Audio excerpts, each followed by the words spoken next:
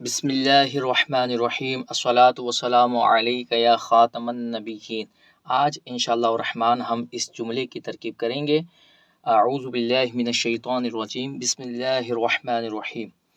وَأَوْصَانِي بِالصَّلَاةِ وَالزَّكَاةِ مَا دُمْتُ حَيًّا، اور اس نے یعنی اللہ نے مجھ پر لازم کیا ہے، اللہ نے مجھے وصیت کی ہے، بالصلاۃ نماز کی، والزکاتی اور زکوٰۃ کی، یعنی نماز پڑھنے کی اور زکوٰۃ ادا کرنے کی، ماں جب تک دم تو حیا میں زندہ رہوں۔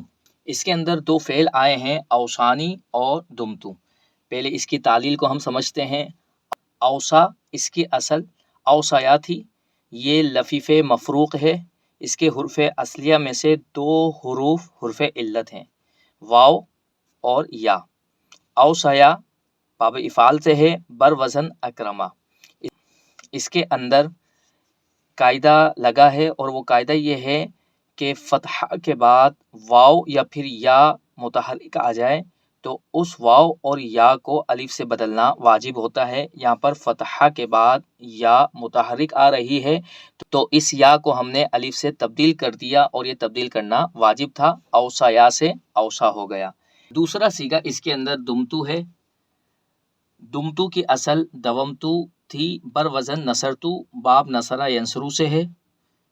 دومتو سے دمتو بھی اس قاعدے کی وجہ سے ہوا، قاعدہ وہی کہ فتحہ کے بعد واو متحرک آ رہی ہے، جب فتحہ کے بعد واو متحرک آ جائے تو اس واو کو الف سے بدلنا واجب ہوتا ہے۔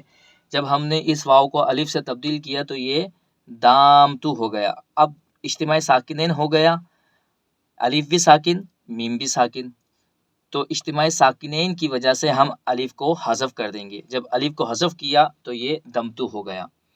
اب جو واو ہم نے حذف کی تھی، واو دمہ کو چاہتی ہے، تو اس حذف شدہ واو پر دلالت کرنے کے لیے ہم نے فا کلمے کو دمہ دے دیا۔ ویسے تو یہ دمتو تھا لیکن یہ پھر دمتو ہو گیا۔ اب ہم اس جملے کی ترکیب کرتے ہیں۔ واو حسب ما قبلہا۔ واو حسب ما قبلہا کیا ہوتی ہے؟ اس کے متعلق لیکچر اپلوڈ کیے جا چکے، آپ پلے لسٹ میں جا کر دیکھ سکتے ہیں۔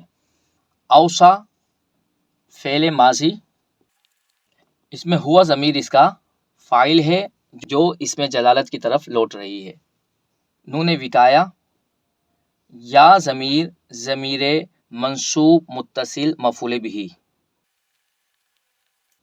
با جار، الصلاۃ معطوف علیہ، واو حرف عطف، الزکوٰۃ معطوف۔ معطوف علیہ اپنے معطوف سے مل کر مجرور، جار اپنے مجرور سے مل کر اوصا فعل کے لیے ظرف لو، ما مصدریہ ظرفیہ، یہ ما ظرف کے قائم مقام ہوتی ہے اور یہ مفعول فیہ بنے گی، دامہ فعل، تا ضمیر ضمیر مرفوع متصل بارز اس کا اسم، یہ فعل ناقص ہے، اور فعل ناقص کا جو فاعل ہوتا ہے ہم اس کو فعل ناقص کا اسم کہتے ہیں۔ حین یہ فعل ناقص کی خبر۔ فعل ناقص اپنے اسم اور خبر اور ما مصدریہ ظرفیہ سے مل کر با تاویل مفرد ہو کر یہ مفعول فیہ بنا اوصا فعل کے لیے۔ اوصا فعل اپنے ہوا ضمیر فاعل،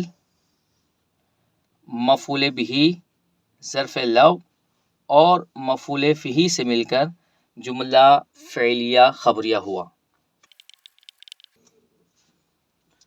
اللہ تبارک و تعالیٰ کی پاک بارگاہ میں دعا ہے کہ اللہ تبارک و تعالیٰ دنیا اور آخرت میں ہم سب عاشقان رسول کو عافیت عطا فرمائے۔ وما علینا الا البلاغ المبین۔